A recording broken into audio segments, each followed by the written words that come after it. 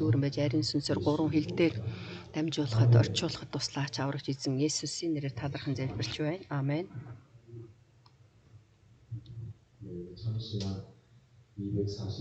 Жинхэнэ итгэл хичээлийн минь 247 дахь цаг байна. Бурхны хүслийн дагуу сэдвтэй, Бурхны хүсэл дагуу сэдвтэй 8 дахь хичээл явагдаж байна. 고린도전서 12장 4절부터 7절까지 보시겠습니다. 고린도전서 12장 4절부터 7절까지. 1-р Коринт 12-ийн 4-ийн 1-р Коринт 12-ийн 4-өөс 7 хүртэл уншъя. Бэлгүүд нь ялгаатай боловч адил сүнс, үйлчлүүд нь ялгаатай боловч адил эзэн, үйлдэлүүд нь ялгаатай боловч бүгдийн дотор бүх юмсыг үйлдэгч нь адилхан Бурхан. Нийтийн тусын тулд сүнсний илэрлийг хүн тус бүрд өгсөн ажээ. Амен.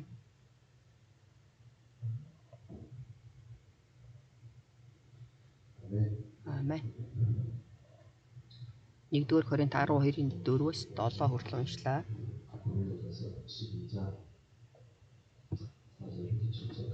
Өнгөрсөн 7 хоногт бид 1-р Коринт номын 12-ийн 4-өөс 7-г болвол оршил сонссон байгаа. За тэгэхээр одоо цовруул хичээл дотор бас цовруул хичээл явж байна. Тэгээ одоо бол залуулаад одоо тийм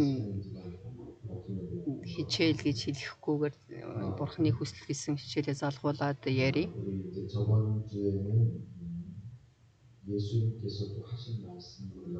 За өнгөрсөн 7 хоногт бид нар эзний Есүсийн хэлсэн үгийг харсан байгаа. А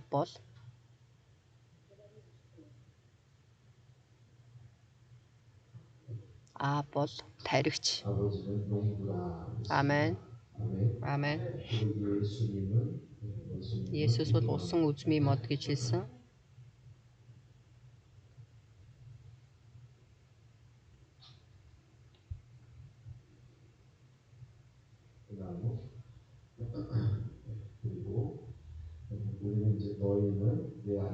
Та нар миний дотор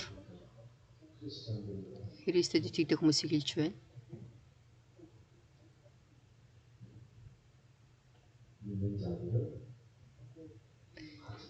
Христэд итгэдэг хүмүүс бол модны мөчөр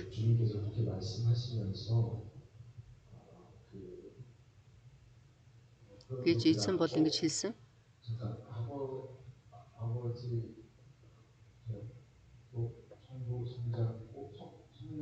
Тэгэхээр ариун эцэг, ариун хүү, ариун сүнс гэж байх ёстой. Гэтэл энэ дээр Есүс ариун сүнсийг бидэнд илгээсэн байгаа. Бурхан Ааваас авч ариун сүнс бидний дотор ажиллана. Мөчөр болсон бидний дотор ажиллаж үр жимс гаргахаар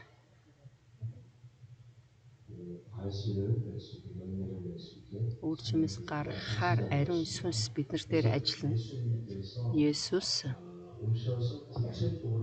энэ ертөнцийн дээр ирээд маш тодорхой хэлсэн үг байгаа. Тэгэхээр энийг бид нар Иохан номын 15 дээр байгаа энэ үг.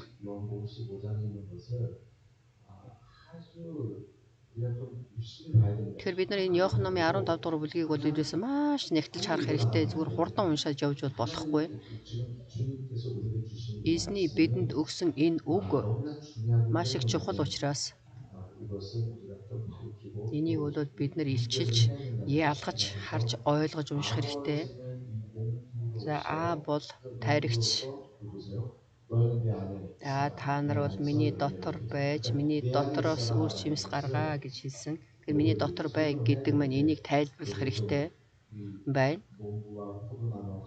За тэгэхээр энэ таригч болон усан үзмийн мод болон мөчөр энэ тал дээр тайлбарлах хэрэгтэй. За тэгээ миний дотор бай гэдэг маань ариун сүнсээр миний дотор бай. Эзний дотор. Тэгээ Есүс бидэнд хэлэхдээ та нар ариун сүнсийг заавал аваа. Ариун сүнс туслагч ариун сүнсийг авах тэр шалтгаан нь 보혜사 성령을 받는 Бид нар 이유는 ариун сүнсийг авч байгаа тэр шалтгаан нь авралыг авахын тулд ариун сүнсийг авч байгаа юм биш шүү. 우리가 벌써 예수 Тэгэхээр бид нар Есүс Христийн тэр үйлс Есүс Христэд итгэснээр бид нар авралыг авсан. Харин Христэд итгэдэг хүмүүс 그 믿는 자들에게 Христэд итгэдэг хүмүүст 명령하시잖아요. тушаасан. 받아도 되고 안 받아도 되고 Энийг хүлээн авсан ч яг авахгүй байсан ч яг биш ээ. Бурхан Есүс бидэнд энийг бол тушаасан байгаа. Та нар заавал ариун сүнсийг авах хэрэгтэй. 왜 우리가 구원 받았는데 Тэгэхээр бид нар аврал авсан юм чинь ариун сүнсийг авах ямар шаардлага байна гэж бол асуух байх. 왜 우리가 꼭 성령을 받아야 되는가? Тэгэхээр бид нар заавал яагаад ариун сүнсийг авах ёстой юм? Би тэрэнд авахыг хүсэхгүй байна. Тэгэхээр ариун сүнсийг авахыг хүсэхгүй байгаа тэгж ярьж байгаа хүмүүсийг ч гэсэн би сонсож байлаа. Би яахаар ариун сүнсийг авах юм? Ариун сүнсээр дүүрэн хүмүүсийг харахаар зүгээр лалалаа гэж хайр хэлээр яриа л. Тэгэл би бол тэрийг үзэж мэдсэн, харсан. Тэгж бодвол чухал биш юм шиг байна штэ гэж ярьдаг. Зарим хүн хайр хэлээр ярихыг тэр хажуудлаас нь хараад тэр хүн бол ариун сүнсийг авах хүсэхгүй байна гэж хэлдэг. Бид нар бол дөнгөж Христэд итгэснийхээ дараа за сүм чуулган маань дөнгөж ихэсний дараа бол нэг залуу манай сүм чуулганд ирсэн. Солонгосоос Америк руу ирсэн 91 он өндө байсан. За Америкт бол маш их чухал бол ерөөсөө хийх хүссэн зүйл маш их байсан. 28-тай 29-тэй залуу байсан.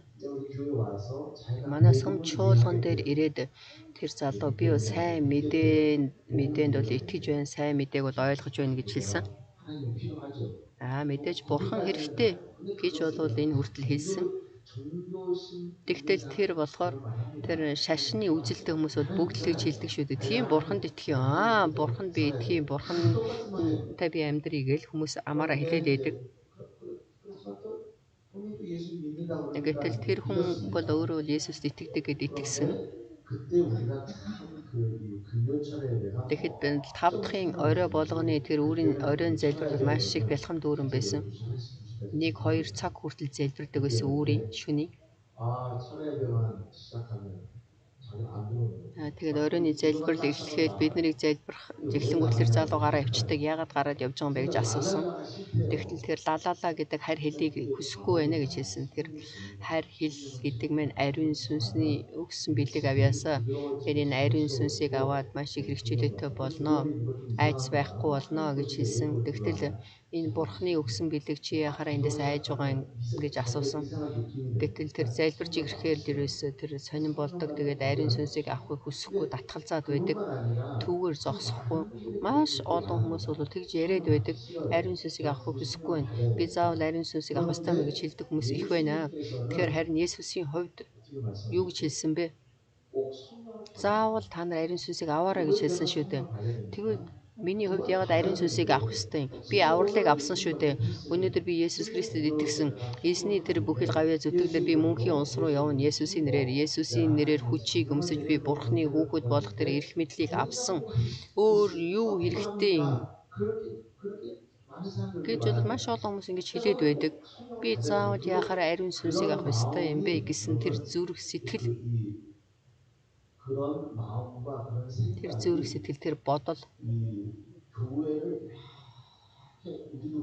биднийг мэдэхгүй байхад сүм чуулганыг бол маш их дарж байдаг.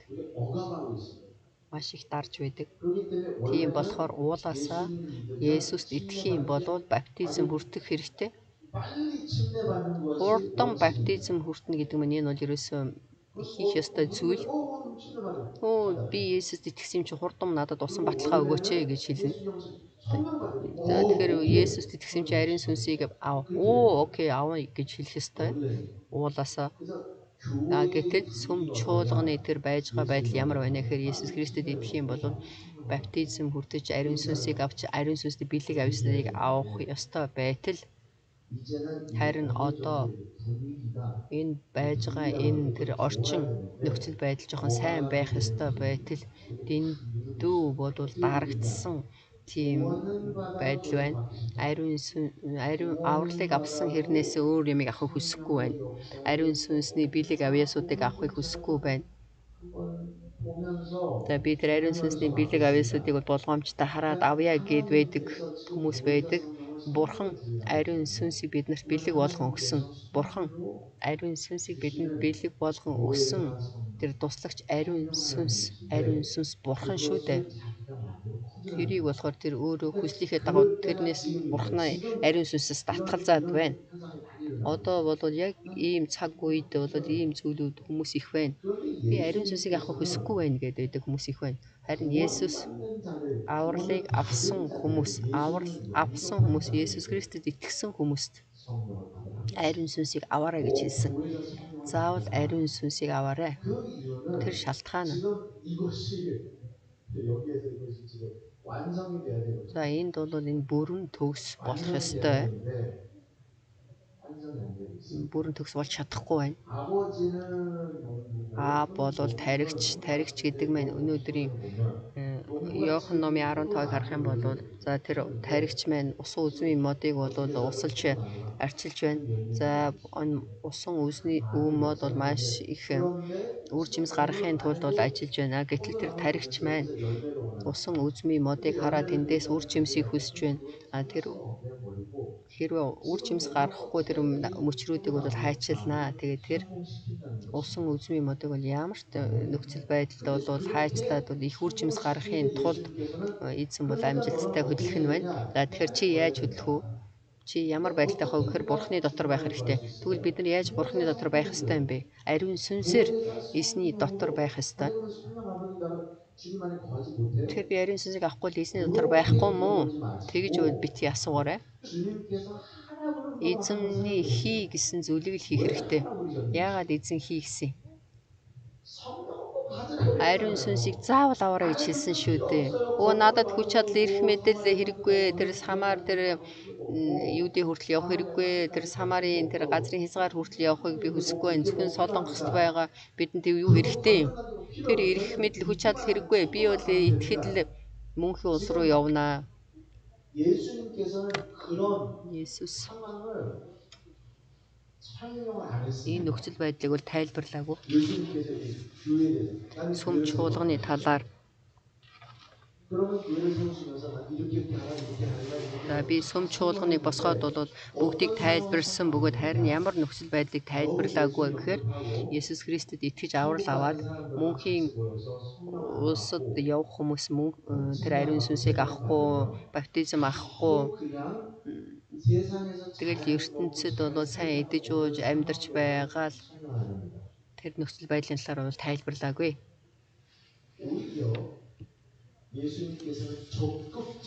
Есүс бүр маш тодорхой итгэлийн амьдралыг бол заасан. Бурхны хаанчлалын талаар заасан. Бурхны тэр босгосон боолуудын талаар мөн шагналыг авахгүй юу? 1 талантуу, 3 талантуу, 5 талантуу ийм тийм үгийг хэлсэн. Би дахиж ирнэ. Үнэхээр дуулууртай бай. Үхэл хүртэл дуулууртай бай гэж хэлсэн. Би явах юм бол та нарт бол хэрэгтэй ариун сүнс, туслагч ариун сүнсийг би илгээж өгнө гэж маш их хэлснээс биш өөр зүйлүүдийг бол тайлбарлаагүй. Тэгэхээр бид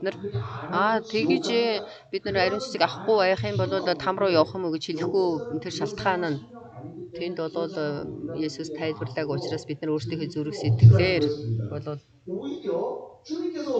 эзэнний юу гэж хэлсэн бэ гэдгийг бид нар бол дагаж хийж үлдэх хэрэгтэй. Ариун сүнсийг аваа гэж хэлсэн бол ариун сүнсийг авах хэрэгтэй. Амен. Харин миний дотор бай. Тийм бол яаж байх юм? Туслагч ариун сүнсийг би авсан. Тэгэхээр тэр туслагч ариун сүнс гэдэг нь энэ бол үнний үг шүү дээ. Үнний сүнс. Амен. Тэгэхээр би 247 чигний итгэл хичээлийг үзэж байна. За тэгэхээр энийг бол маш олон удаа давтаж хэлсэн иш Бурхны Библийн үгэн дээр бол байгаа. Тэгэхээр үнний сүнс гэж бол Есүс хэлсэн. Иохан номын 14-р бүлэг 15 дээр гарсан 16 дээр байгаа. 6. Тэгэхээр үнний сүнс нь ирж намайг гэрчилнэ гэж хэлсэн. Тэр үнний сүнс минь ариун сүнс. Тэгэхээр бид нар Есүсийн дотор байх тэр зүйл нь юу вэ гэхээр бид нар өөрсдийн хүчээр бол байх боломжгүй. Би эдгээр хичнээн итгэсэн ч гэсэн ариун сүнс бурхан ирээд миний дотор 나를 진리 가운데 намайг үнний 인도하셔야 дотор 됩니다. удирдах хэрэгтэй. 또 Мөн 성령의 권능과 ариун сүнсний эрх 성령의 мэдэл 역사와 хүч чадал, 성령의 ариун сүнсний 그 지혜로 тэр мэрэгэн 내가 ухаанаар 그 안에 би түүний дотор 예수 Есүс 안에서 Христийн 열매를 дотор 할 수 би бол 있는 үр 수 있는 жимсээ 내가 될 гаргасан 수 мөчөр 있어야 된다는 것입니다. байх хэрэгтэй, болох 그 хэрэгтэй. 모습이 Тэр дүр 여기에 төрх 요한복음 Иохан номын 15장에 15 дээр 완성된 бүрэн 모습입니다. төгс болсон дүр төрхийг 여기에서 내가 би энд 참 그걸 이루지 못한 би 것 энийг өнөө сайн 같은데요. хийж чадахгүй юм шиг 그런데 байна. 지금 우리 Гэх юм 월요일날 бол 주일날에 бид нар 말씀 эзний өдөр 드렸잖아요. үгийг сонссон шүү дээ. 믿음이라는 그 Итгэл 자체는 гэдэг маань 움직이게 хөдөлж 살아있는 байж л 믿음이라는 амьд итгэл шүү дээ. 죽었느냐 Үгсэн 이게 итгэл үү, 아니라 амьд итгэл үү, хөдлөх хэрэгтэй. Энэ бол 내가 анхны гарын үсэг. 움직인다고 Би 살아있다. хөдөлж байна гэх юм бол би амьсгалтай амьд байна шүү дээ. Ойртох чирэг байх. Холоос тэр хүнийг харахад хөдөлж байх юм бол амьд байна. 지금 내 Тэгэхээр 믿음이 миний итгэл 살아있다는 амьд байна 증거가 없는 гэсэн тэр 사람이 너무나 гэрчлэл 많아요. бол байхгүй хүмүүс маш 움직이잖아요. их байна. Хөдлөхгүй байна. 믿음이 있어야 된다는 Хийж 것입니다. үйлдэхгүй байна. 그런데 그 Харин тэр 행함을 хийж үйлдэж 야, байгаа нөхцөл байдал нь 하나님 삶이 би 되는 бол сайн хүн 그것을 болоод 지금 말하는 үгүй 것이 тэрийг бол 아니라 яриад байгаа юм биш. 그것은 기본적인 Энэ бол 게 мэдээж юм байх 무엇을 ёстой зүйл. 말하냐 Тэрийг 면 үргэлж би сайн 너무나 хүн болоод 기본적으로 хүнд тусрах хүн 말하면 болоод тэрийг 진짜 яриад 우리 байх юм бол 믿음의 бидний итгэлийн амьдрал 그 진수를 모르게 됩니다. 그런데 болоод 지금 өсөх 무엇을 зүйлийг бол 말하느냐 мэдэхгүй болно. Харин одоо юу хэлээд байна гэхээр Есүс 이렇게 하라는 그런 ингэж хий 말하면 би итгэх юм 믿으면 болоод би 그 итгэх юм 행함이 болоод 살아나게 тэр 하는 үүс 것입니다. итгэлтэй хамтаа 움직이게 ажилланаа. 하는 것입니다. Амен. 그럼 예수님이 내 안에 Есүс 거하는 миний дотор бай, миний 거함으로써 дотор байх. 내 안에 Да. 거하는 그 말씀이 За миний дотор 어떻게 또 бай 주님께서 гэдэг 표현하셨죠? тэр үгийг эзэн яаж хэлсэн бэлээ? 요한복음 15장 Иохан номын 보세요. 15-ыг бүгдээр харъя. 요한복음 15장. 제가 좀 근본적으로 말씀을 드리기 때문에 Иохан номын 기초적인 것을 15. 더 말씀을 드리기 За 때문에 би танарт зүгээр суур болсон зүйлүүдийг яриад байгаа учраас энэ 역사와 진리가 Иохан номын 15-ын талаар энэ бол 또 гайхамшигтай 15장 түүхэн бэлэг авьяасын талаар ярихгүй байна. 7절입니다. Иохан номын 15-ын 7. Хэрвээ та нар миний дотор миний үгс та нарын дотор байвал та нар юу хүснээ гуй тэгвэл та нарын төлөө биелэх болно. Амен. 8-ыг бас уншия. Та нарын их жимс ургуулснаар эцэг минь алдаршуулгаднаа. Амен. Та нарын их жимс ургуулснаар эцэг минь алдаршуулгаднаа. Тэгэхээр энэ дэр юу гэж байна вэ? Тэгэхээр та нар миний дотор миний үгс та нарын дотор байвал тэгэхээр энэ болохоор эзний дотор би мөчөр учраас эзний дотор бай гэдгийг энэ тайлбарлаж хэлж байна шүү дээ. Тэгэхээр энэ миний дотор бай, миний үг та нарын дотор бай гэдгийг бол дахин хэлээд 8 дээр болов чимс гаргаа гэх юм бол эцэг минь алдаршуулгаднаа гэж байна. Тэгэхээр та нарын дотроос үр жимс миний дотор байх юм бол гарах юм бол тэр үр жимсийг гаргаж байгаа тэр шалтгаан нь юу вэ гэхээр миний дотор байж мөн бид нар үр жимс гаргах юм бол аав алдрыг авнаа. Тэгэхээр та нарын итгэлийн амьдрал, залбирлын амьдралыг хэлж байна, хүч чадлын амьдралыг хэлж байна. Энэ болгоныг бол ерөнхийд нь хэлэхэд бол ариун сүнсийг аваад ариун сүнсээр би Бурхны дотор, Есүсийн дотор байх юм бол түүний хүч чадал, эрх мэдэл, мэрэгэн ухаан бүхий л билег авьяасыг үзэж мэдэх авах боломжтой. Биерээ үзэж мэдэж үр жимс гаргана гэдгийг болвол эзэн энэ дээр их жимс ургуулсан гэж хэлж байна. Аав яа гэлээ.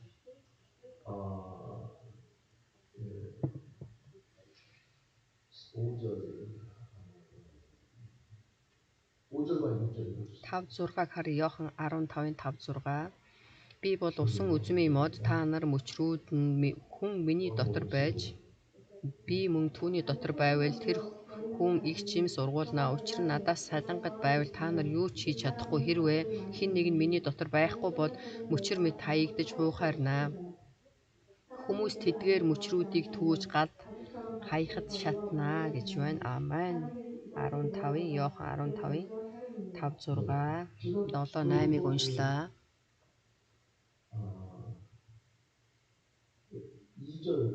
За 2-ыг дахиад харъя. 15-ийн 2. Миний дотор байгч жимс ургуулдаг мөчр бүрийг тэр авч хаяна. Жимс ургуулдаг мөчр бүрийг их жимстэй болгохын тулд тэрээр тайрч алчилдаг. Амен. За энэ дээр мөчрийн талаар ярьж байна. Мөчр гэдэг нь Христ итгэдэг бид бүгдийг хэлж байна. Аавын анхаарал хаана байна? За аавын бол гол анхаарч байгаа зүйл бол усан үзмийн мод, усан үзмийн мод маань үр жимс гаргах хэрэгтэй. 살아있는 Тэгэхээр энэ 하나님의 역사, 지금 아버지는 амьд 이 бурхны 역사, түүх, 아버지의 뜻, аавын 역사가 хүсэл, 이루어져야 되는데 аавын 아버지의 뜻, төлөвлөгөөнүүд 역사가 хийгдэх хэрэгтэй. 성경적으로 Тэр 이루어져야 хүсэл 돼요. төлөвлөгөөд эхлэл номоос эхлээд хийгдэж байгаа тэр хүсэл төлөвлөгөө, тэр түүхэн дотор 아버지의 뜻이 이루어지는데 бурхны хүсэл хийгдэж 근데 байна. 아버지는 지금 Харин аав 누구를 딱 심으셨냐? хэнийг тарьсан бэ гэхээр тэр усан үзмийн мод буюу Есүс Христийг тарьсан. Есүс Христэд бол төв. Есүс Христ бол бурхны бол ерөөсөө тэр гайхамшигтай түүхийн төв нь. 지금 이 포도나무 Тэгэхээр энэ усан үзмийн мод үр жимс гаргах ёстой. За Есүс бурхан усан үзмийг тарьсан. За тэр усан үзм гэдэг нь Есүсийг энэ ертөнц рүү илгээж Есүс бурхны хүслийг хийж үйлдэж энэ цаг хугацаа явж байна. Харин энэ дээр аавын анхаарал хаа байна вэ гэхээр усан үзмийн мод ч гэсэн тэнд бол мөчр гарах хэрэгтэй, үр жимс гарах хэрэгтэй. Аав тэр мөчрийг харж байна. За тэр мөчрүүд үр жимстэй байна уугүй юу гэдгийг харж байна. Тэгэхээр энэ үр жимстэй байх юм бол энэ мөчр усан үзмийн модон дотор харилцаатай байж бүрэн төгс харилцаатай байна. Харин тэр үндэснээс мод руу модны мөчр болгон руу тэр ам урсаж очиж байгаа учраас энэ мөчр бол маш их чухал мөчр байна гэдгийг бол харж харин үр жимс гаргахгүй мөчрийг бол шууд тайрч хайна гэж хэлсэн шүү дээ. Хэрвээ бид нар үр жимстэй тэр мөчр байна гэх юм бол за миний хувьд энэ мөчрийг бол би ерөн зураг сайн зурж чадахгүй. Мөчр. За мод гээ. За хүн шиг болоо явчлаа. За тэр модны мөчр. За маш их үр жимс бол навч гарч байна. Тэгээд энийг бол цэвэрлэнэ тайрнаа гэхээр тэрийг бол зүгээр усаар угаахыг хэлээд байгаа юм биш. Тэр цэвэрхэн байлгана гэдэг үг маань юу вэ гэхээр тайрч цэвэрлэхийг хэлж байна. Тэр мөчрийг за тэг хэрэггүй тэр хатсан мөчрийг бол тайрч хайж арчилнаа. Тэгж байж энэ мөчр бол их үр жимс гаргахаар тэгэхээр энэ дээр бол маш тодорхой болоод бид нар ялгаж харах хэрэгтэй. Юу хийж байна? Тархич. Дагаад хэлнэ үү? Бол тархич. Амен. Есүс Христ усан үзмийн мод. Дахиад хэлнэ үү? Есүс Христ усан үзмийн мод. Бид нар мөчрүүд нь. Амен. Энд бол маш тодорхой хэлсэн байна. Бүр маш тодорхой энэ Библиэлд хэлж байна шүү дээ. Ариун сүнс бидний дотроос Есүсийн дотор байж үр жимс гаргахаар ажиллана. За энийг дахиад сайн харъя. Тэр мөчрүүдийг бол тайрч цэвэрлэнэ гэж хэлсэн. За болохоор гартаа болохоор ерөөсөө хутга хайч авсараад тэр усан үзмүүдийг хайшлна, мөчрийг хайшлна гэж хэлээд байгаа юм биш. Ариун сүнс, туслагч ариун сүнсийг бол илгээсэн. Туслагч ариун сүнс миний дотроос намайг өөрчилж өгнө. Ариун сүнсний тэр хүч чадлаар бурхны үгээр зааж ойлгуулж ариун сүнсний тэр мэрэгэн ухаанаар би эзний дотор улам илүү их үр жимс гаргахаар ариун сүнс миний дотроос ажиллана. Тэгэхээр ариун сүнсийг заавал авах хэрэгтэй. Амен. Ариун сүнсийг хүсэмжлэх хэрэгтэй. Тэгж байж ариун сүнс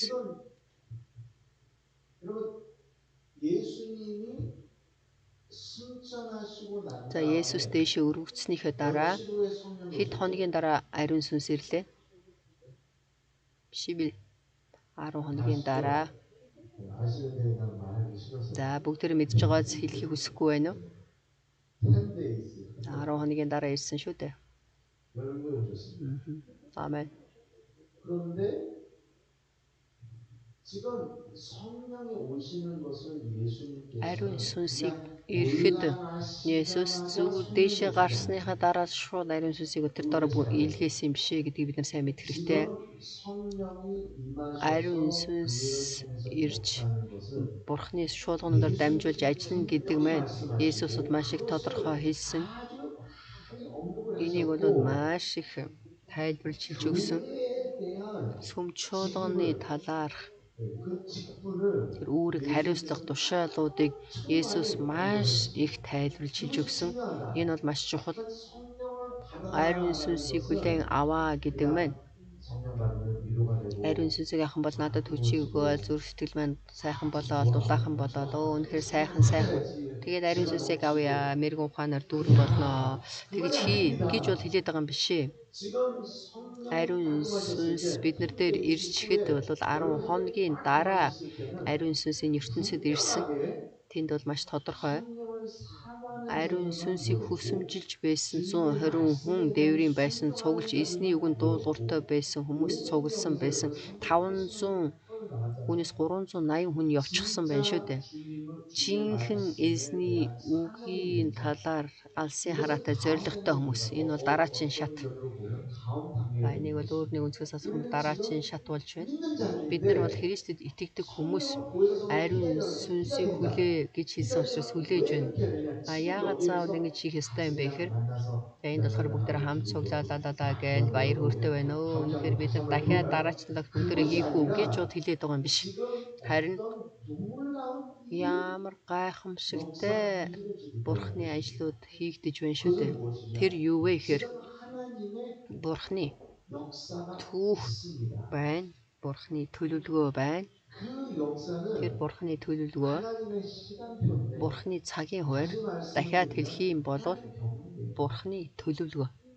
그것을 우리는 분별해야 Энийг бид 됩니다. нар маш 그것을 сайн 알아야 ялгаж 돼요. харж мэдэх хэрэгтэй. 이해를 못하고 Ойлгохгүй байгаа учраас бүх зүйл Бурхны хүслийн дагуу. 여러분 생육하고 번성하고 Тэгэхээр бид нарыг бол өсөж, үрж 창세기 나와요. гэж хэлэхэд энэ бол Эхлэл номдэр гарсан. 그런데 그것을 бичсэн байдаг. 아직도 우리는 그렇게 Тэгтэл тэрийг 사용을 준 것은 биднэрт бол тэр алсын харааг бол тэгж өгөөгүй.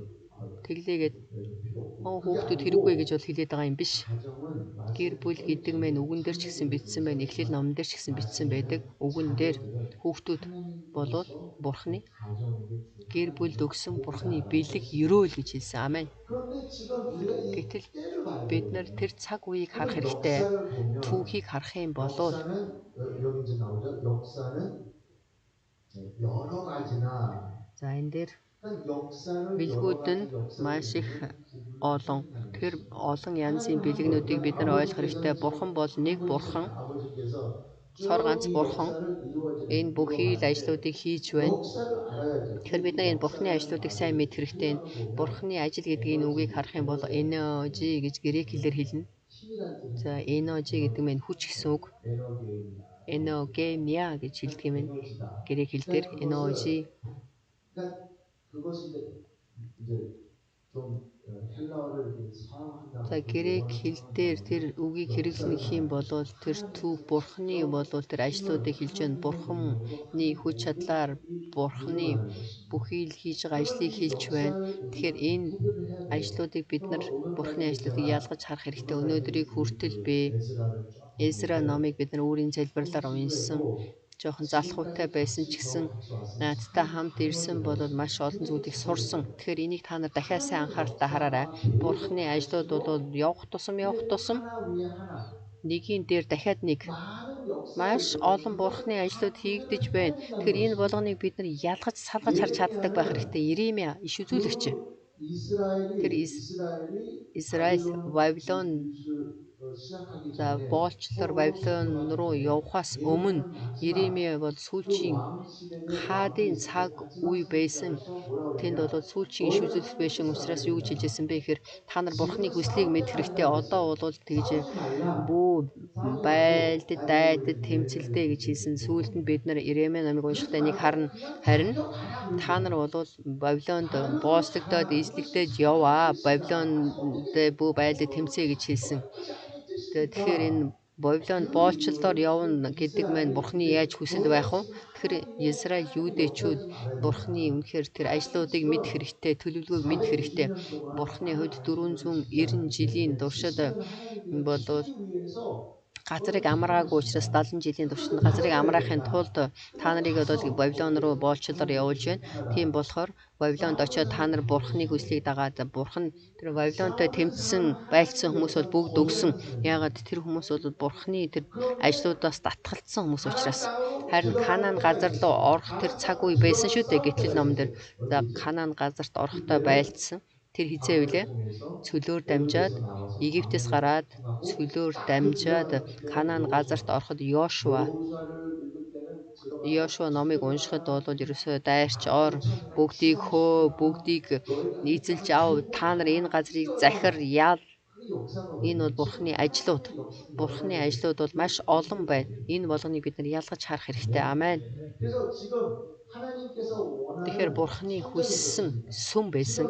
첫 순전은 Сүмийн барилга байсан бөгөөд энэ сүмийн барилгыг бол Соломон хаанаар дамжуулаад бол ямар гайхамшигтай үзэсгэлэнтэй баригдлаа. Гэтэл Бурхан энэ сүмийг бодоод хүсээгүй. Тийм болохоор 우리가 이제 에스라를 Эсра номыг бид нар уншаад 성전을 тэр 건축하는데 그렇게 아름다운 сүмийг бол барьсан шүү дээ. Гэхдээ тэнд бол тийм сайхан үзэсгэлэнтэй дүр төрх байгаагүй. Тэр шалтгаан нь юу вэ? Бурхны тэр ажлуудыг мэдэх хэрэгтэй, төлөвлөгөөг мэдэх хэрэгтэй. Бурхан дахиад энэ сүмийг бол үзэсгэлэнтэйгээр бариадах гэсэн зүрх сэтгэл байхгүйсэн. Харин Бурхан илүү юу хүсэж байсан бэ гэхээр Есүс Христ жинхэнэ бодиттой Есүс Христ жинхэнэ сүм болсон Есүс Христийг энэ ертөнцид ирэхийг хүсэж байсан. 그 역사를 Тэр 깨달아야 돼요. түүхүүдийг ажлуудыг сайн ойлгох хэрэгтэй. 저 오늘 아침에도 제가 말씀드렸잖아요. 유다 지금 Би өөрийн залбирлаар та бүгдэд хэлсэн. За тэр цаг үеийн Израиль буюу Юудэчүүд байсан. За тэгээд 이스라엘이 다시 돌아올 때 Юудэчүүд дахиад Иерусалимд буцаж ирэхэд Бурхны ард түмнээр буцаж ирсэн шүү дээ. Бурхны ард түмэн. 그런데 Гэхдээ Израиль эцсээ хүртэл 한 나라와 нэг улс болон нэг улс. Тэгээд тэрний дараачийн улс Перс, 나중에는 дараа нь Крис, 나중에는 로마 Грек, Ром 억압당하고 бол тэднэрт байнга дарамтлагдаж эсдэгдэж байсан. Тэгэхээр энэ бол Бурхны ард түмэн байж яхаараа эндээс гарч чадахгүй байна. Энэ жинхэнэ Бурхны ард түмний дүр төрх мөн үү? Тэр шалтгаан нь 서로 쳐다보면서 хоорондоо бие бинийгээ хараад мангар юм шиг бид нар бол үнэхээр ялж чадахгүй байна. Бид нар Бурхны хүссэн ард түмэн байж чадахгүй байна. 그 지금 하나님의 역사를 모르는 Бурхны тэр төлөвлөгөө ажлуудыг мэдэхгүй байгаа учраас Бурхны ажил нь юу вэ? Есүс Христ ирэх энэ ертөнцийн эзэн болж ирж гим нүгэлтэй хүмүүсийн төлөө өөхөх. Израильчууд тэр цаг үед бүхий л ертөнцийг захирч байсан. 그러면 예수님께 알으시고 Есүс Христийн тэр газар дээр ирэх юм бол яах вэ? 죽일 수 없지. Есүс Христ бол алах боломжгүй, өөхөх боломжгүй болох нь байна. Есүс Христ ирээд гайхамшигтай Бурхны бэлэг тэмдгүүд хийгээл вау. 옛날에는 솔로몬 왕국 Тэр Соломон хааны тэр цаг үе шиг 모든 나라들 бүхий л хаадууд 금강석 бол алтан мөнгө үнэтэй эрдэнсийг Соломонд илгээж байсан. Тэр донд Есүс ирлээ гэж бодох юм бол тэнд бол Бурхны гайхамшигтай бэлэг тэмлөөгүүд үеийг өвчтөе хүмүүс итгэж 572 загсны тэр жирөөлүүдийг дүүргэнэ. Тэгэхээр тэрийг хэн алах вэ? Харин 오셔서 Есүс Христийн газар дээр ирээд боолын дүрийг авч гим нүгэлтэй бидний төлөө 죽을 수 있는 그 загалмаа дээр өгөх 역사가 тэр ажил 그때였다. тэр цаг үед байсан. 그게 이루어져야 돼요. Тэр хийгдэх хэрэгтэй. 분별해야 돼요. Тэрийг ялах хэрэгтэй бид нар. Ойлгох хэрэгтэй. 그것을 알아야 돼요. Энийг мэдэх хэрэгтэй. 어떤 역사 Тэгэхээр одоо ямар түүхийн цаг үе вэ? 그런데 구약 성경에 Хуучин гэрээн дээр бидний мэдэх ёстой зүйл гэдэг нь 그것이 хуучин гэрээн дээр болохоор энэ таригч нам 설명이 없습니다. усан үзмийн мод болон мөчр энэ тайлбар бол байхгүй.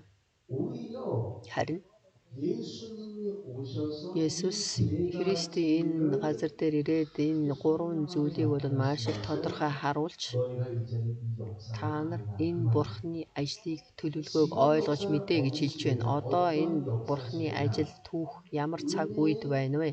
역사 Эвэлийн цаг үе. Амен. 또 Мөн 교회의 시대입니다. сүм чуулганы цаг үе. 이것을 우리가 알아야 Бид 돼요. нар энийг сайн мэдэх хэрэгтэй. 지금 구약 성경 시대 Хуучин гэрээний 아닙니다. цаг үе одоо бол биш. 재건하는 시간 시대 아닙니다. 제가 말씀드렸죠. За би та бүгдэд урд нь хэлсэн. 나중에 Дараа нь 예루살렘에서 Ерүсалимд. 예루살렘은 항상 За 예루살렘입니다. Ерүслам бол үргэлжил Ерүслам байна. 예루살렘에 Ерүсламд 재건할 겁니다. тэнд бол 그 дахин 성전을 다시 지을 겁니다. сүмийг бол барина. Бурхны сүмийг. 절대로 거기에 헌금되지 Тэнд 마세요. бол ерөөсөө мөнгө өргөж болохгүй шүү. 백성을 도움을 Бурхны ард 받고 түмэнд туслана гээл тэнд 헌금 өргөл явуулах юм бол 저 진짜 миний хувьд 처음으로 제가 화를 내겠습니다. бодоод бүр ерөөсөө уурлан шүү. Анх удаага би уурлаа шүү. Ерөөсөө тэгж болохгүй гэж уурлаа. 짓는 시대가 아니에요. Тэгэхээр одоо энэ цаг үед Бурхны сүмийг барих тийм барилга биш ээ. Гэхдээ дараа нь бол тэр Бурхны сүмийг тэр Израильд бол Ерсланд барина. Тийм түүхүүд бол бий болно. Тэгэхээр энэ бол хүний түүх, хүн төрлөختний түүх.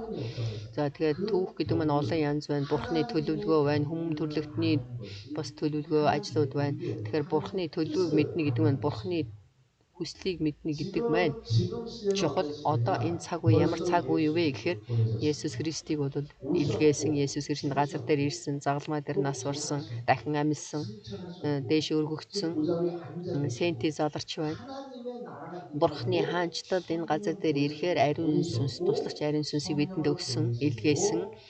Ариун сүнсээр туслагч ариун сүнсийг бид нар хүлээн авсан. Бөгөөд юу ихэлсэн бэ гэхээр Бурхны сүм. 교회라 그랬더니 오늘 그 읽었죠? За бид нар сүмийн талаар өнөөдөр уншсан. 직인 За энэ болохоор үүрэг хариуцлага, тушаал. 사역이 시작이 Бурхны бол тэр алсын хараа. За Бурхны дотор 뭐라고 나오냐면요. энэ дээр юу гэж хэлж байна гэхээр 직분이라는 그 말입니다. за тэгэхээр үүрэг хариуцлага. Үүрэг хариуцлага нь олон ч гэсэн эзэн нэгэ гэж хэлсэн. 직임이라는 말이 헬라어로 보면 За энэ тэгэхээр энэ үүрэг хариуцлага гэсэн үг болохоор грек хэлээр диакония гэж хэлдэг. 영어로 아시는 분들 Diakonia гэдгийг англиар мэддэг хүмүүс бол мэднэ. 집사라는 За тэгэхээр үйлчлэгч гэсэн утгатай. Солонгосоор чивса, монголоор үйлчлэгч, чигим. 그러면 지금 집사는 망하나 За тэнд болохоор үйлчлэгч нэгч гэсэн. 지금 직분만 말하는 것이 За тэнд болохоор зөвхөн энэ үүрэг хариуцлага авсан хүмүүсийг хэлж байгаа юм биш. 집사를 많이 살고 Бурхан болохоор маш олон үйлчлэгчдийг босгоод гэж 사역 그러니까 бодож магадгүй. 직분을 세우실 때 왜 세우시죠? За тэгэхээр Бурханы өмнө болохоор энэ үйлчлэгч нарыг, ахлагч нарыг яах гэж босгож байна. За ариун сүнсээр пастор хүнийг босгосон, яах гэж босгосон юм? Томилсыг сүм чуулганыг өдөрт алсын хараа зориг байгаа учраас за тэгээд тэнд үүрэг хариуцлага байхад хүн алсын хараа зориг байх хэрэгтэй. Пастор бол номлогч адилхан үг. Пастор үйлчлэгч алсын хараа. За тэгээд үйлчлэгч нар олон ч гэсэн бүгд за сүм чуулганд маш их байна. Бүгд Есүсийн дотор үйлчлүүд нь ялгаатай боловч адилхан эзэнд гэж хэлсэн түрүү. За тэрийг бол эхэлсэн. Тэр түүх ажил Бурхны. Бурхны тэр ажил юу вэ гэхээр одоо сүм чуулганы цаг үе гэдгийг бид нар маш их хурдан ялгаж ойлгох хэрэгтэй. Бид нар хуучин гэрээний тэр иш үзүүлэгч нар шиг наасаашаа яваад байх тэр цаг үе одоо биш шүү дээ. Иш үзүүлэгч гэдэг нь урдчилж хэлдэг, хүний хэлдэг. За би болохоор Изекиэл шиг. За би Иеремия шиг. Изекиэл номыг уншаад үзэх юм бол за үнэхээр жинхэнэ Изекиэл шиг байхыг хүсэж байгаа юм уу? Изекиэл бол өөрийнхөө ялгцсыг хажуу тийшээ хажуу талаараа харж хэвдээд бол хэдэн хоногийн туршид хажуу тийшээ харж хэвтээд тэгээд өөрийнхөө ялгцаар бол хоол хийж идэж байсан. Тийм зүйлүүд бол Изекиэл ном дээр гардаг шүү дээ. Тэгэхээр бид нар хуучин гэрийн номыг уншиж үзэх хэрэгтэй. Тэгэхээр бид нар бол хэрвээ Изекиэл шиг болох юм бол чи бол нэг талаараа харж хэвтээд тэгээд хэдэн хоног өнгөрсөн ч гэсэн тэгээд дараагийн 7 хоног ч гэсэн чи бас тэгж хэвтээ. Тэгэхээр тэгж хэвтэх тэр цаг үе биш ээ. Тэр иш үзүүлэгчийн цаг үе гэдэг бол дууссан. Ягаад Есүс Христ ирсэн учраас. Харин одоо энэ цаг үе ямар цаг үе вэ гэхээр сүм чуулган амен. 구분해야 Тэр энийг бид 돼요. нар сайн ялгах хэрэгтэй. 교회가 Ойлгох 지금 хэрэгтэй. 얼마나 Сүм чуулган гэдэг маань ямар их чухал юм бэ гэдгийг ойлгох хэрэгтэй.